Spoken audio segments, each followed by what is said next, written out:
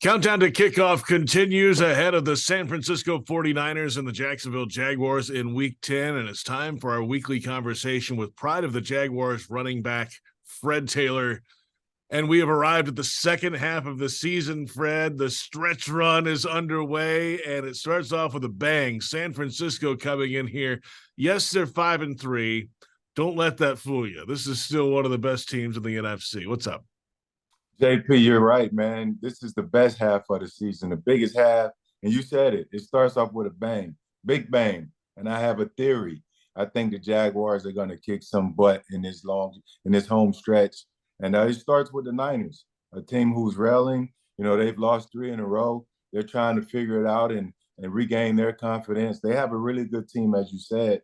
No need to get any tissue anytime soon. They're not a group of softies. Yeah, I think what we're going to see is that they have back Trent Williams. They have back Deebo Samuels.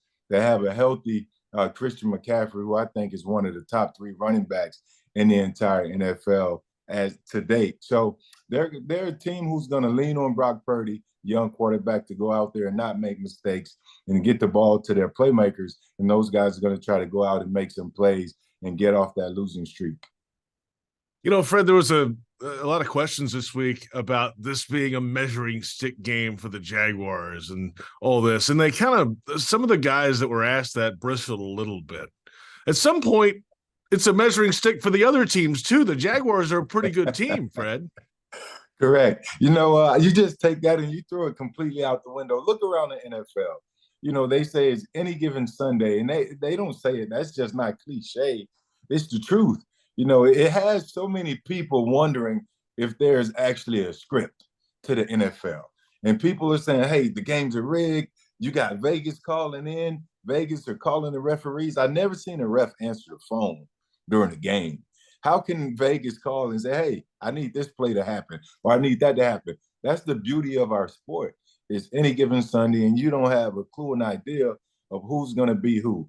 Turnovers are unaccounted for. You never know when they're going to happen. Flags, you know, when guys have unnecessary roughness penalties and all these tic-tac fouls, you just never know, and those things change the course of the game. And I think for the Jaguars, they are a good team. They're a top team. It's not a measuring stick. What it is I think is an opportunity for them to show that they're a good team and that they can be a consistent NFL team or one of the top NFL teams. Look at when they lost to the Texans.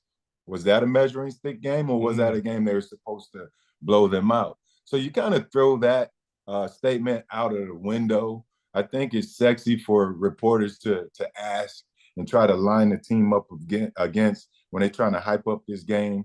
Obviously, it wasn't a big enough game to get flexed to a Sunday night matchup over the Jets and the Raiders.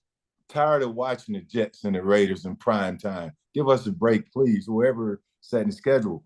I think it would have been a perfect time to watch Jacksonville and the Niners. But obviously, it wasn't a measuring stick game to the schedule makers. So now here we have it, 1 o'clock, Duval, come, bring your popcorn. I think it'll be a movie over a measuring stick.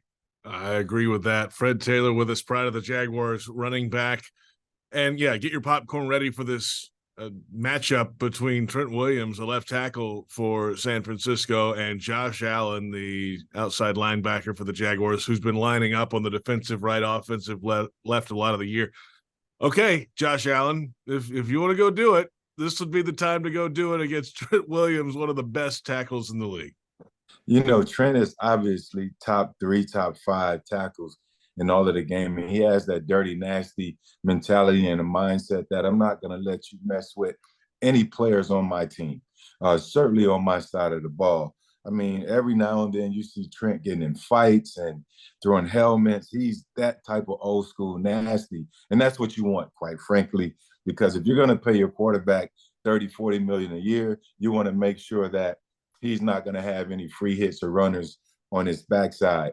On his blind side, here we have Josh Allen, a guy who's in his contract season, a guy who's in the top with the other guys leading the league in sacks. I think he has 9 sacks, I believe, on the season, which is crazy. Uh, but he's out there, he's grinding, he's working hard, and this is the type of games you live for, you know. But he's gonna have to bring his whole Rolodeck. He's gonna have to call up all of his moves, whether it's speed, the power, just quickness. You know, trying to out quick Big Trent, whatever it might be. He's gonna have to use his entire toolbox to make it happen and to get those guys off the field. Again, they have a ton of playmakers. They can run it. They can run it right at him and test to see if he's ready in that capacity, or they can drop back, block him up, and pass it. I love the challenge. I love the challenge for the entire defense because I believe the San Fran's offense is as strong as their defense, and their defense isn't a unit to sleep on. They got a lot of great players as well. Fred Taylor with us. I think a portion of our audience is asking, what is a Rolodex? That's, hey, it's part of I mean, hey, look, it don't happen anymore. Or maybe a little black book, but that has now other connotations it does attached to it. Okay. But yeah, he ought to, get his Rolodex out and, call up look for his best stuff in there. He got something. Fred Taylor. Hey, Christian McCaffrey. You mentioned his name a moment ago. I mean, he's leading the league in rushing yards, but he's so much more than that for San Francisco. And the fact that they actually got him there in the trade a couple of years ago is remarkable. And he just adds to what they can do. They've got the tight end, they've got receivers, they've got an efficient quarterback, but McCaffrey's the guy. Why is he so difficult? And, his skill set is just unique, it feels like. It's very much unique. We don't see this type of player every year or every so often. I mean, now he is the guy, a guy who he does it all. I mean, he gets the ball downhill. He has lateral jump cut ability. He can make you miss. He can run you over. And not a big guy. I think his size is deceiving. But, I think with his decision making, his vision, he's able to get to where he needs to go as quick as any running back in the league. And through that, he brings forth power because he's not the biggest size back, but with those other qualities, he's able to generate explosiveness and explosive plays. I would like to say he's the white Marshall Faulk, right? Remember Marshall had that year where he had 1,000 receiving, 1,000 rushing. You don't see that happening in the NFL. Christian McCaffrey is the closest thing to that. There are some other guys that sort of remind me of Christian. A couple of years ago, I would say Christian will remind me of those guys, but now he's made his own name. He's a powerhouse runner, and he gets it done for them. Screen plays, check downs, the route designs out of the backfield, corner routes out of the backfield. You can line them up in motion and men. He can run option routes out of receiver position. You can hand it off to him. He can run the power. He can run the toss. He can run the zone play, stretch zone outside. He can do everything. And the Jaguars, he will be the best back that they faced all season, and they have to be extremely disciplined because with that vision, he can take it backside if those guys get too excited and overrun the play, or he can get it out the front side if you lose contain at the DN or linebacker position. So the corners are going to have to bring their helmets because they're going to have to tackle, and everybody else is going to have to just be disciplined and hopefully can shut him down because they've done well against the run. What are they at, 70-some yards? Yeah, it's like third in the league. Yeah, top five.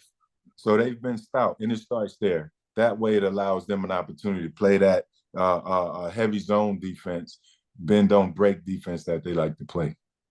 All right, Fred, final thought with you this week. The 5 weeks before the bye, the Jags won all 5 in 5 different stadiums in 4 different cities in 7 different time zones, right? Well, now 3 of the next 4 are at Everbank Stadium. So, and I asked Doug Peterson in the press conference the other day, hey, the difference now, you got to play at home and getting home. He's like, well, yeah, you got to play better at home. They didn't play well early in the season in this stadium. They were trying to figure things out, but that's the whole point of playing it better at home is to get the home field. So you better play well at home. Either way, this place needs to be rocking on Sunday, Fred, for the 49ers-Jaguars matchup, because this is what everybody's been waiting for so long, are games of this magnitude. Yeah, I just want to say Duval County, Jacksonville, the surrounding cities, on up into southern Georgia, down to middle of the state, Orlando. Jacksonville fans anywhere. If you're close by, you're going to be in the stadium. Now is the time to be electric. You know, you have to bring that LA Chargers energy to the stadium. The way that game was rocking that night in the playoffs, we're going to need that energy each and every week to finish the season, because there's no excuses.